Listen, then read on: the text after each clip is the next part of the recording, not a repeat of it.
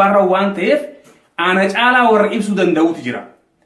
Muhammad Ahmad Qaadii arra lubbuudhaan jiraachuu baatullee wayita alaabaa tana garru hunda Muhammad Ahmad Qaadii ni haatanne jechuudha Oromoon hanga maayiidhaatti. Yoo alaabaan tun alaabaa biyyaa taates Muhammad Ahmad Qaadii muka alaabaan tun itti fannifamte hundarraa maqaan isaa fannifamee jira jechuudha.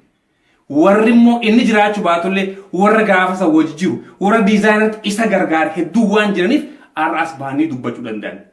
Khafaaruutti baase immoo 50 shubbisaan arrallee lubbuudhaan jira Awustiraaliyaa inni asirratti ibsa bal'aa kenna jeetiin yaada. Alaabaa gaafas yoo tamini yaadattanii? Akkuma reefu jeetti 1968 August keessa. Moggaa lameen diimtuu magariisaan idduu handurtisii urji'ii madannisii hedduu madada jechuun afaan Oromoo taariikha jechuudha. Madannisii hedduu alaabaa dhabuun fafaa namimmaanis irru'uu nu alaabaa ni qabna akka aduu hanga'uu gameessa duulu qabna warra falmii dharra'uu. Neeta jettu walaloon sii dheertuudha. Alaabaan tanuma amma jirtu tana gartee tanaaf bakkalcha irra kaa'e bakkalchi bara 8tti bakka irraa ka'ee naannawee bakka irraa ka'ee deebi'a. Gadaanis guyyaa filamarraa waggaa 8 lakkaawwatee waan irraa bu'a bulcharraa bu'a.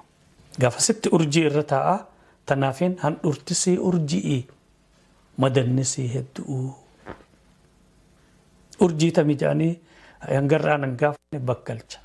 Bakkalchi kallacha Oromooti. Ifi biiftuun. Yeroo alaabaan kaafamte yookiin ijaan agartee yoomi obbo Shantam? Gaafniin dura arke August 18 1968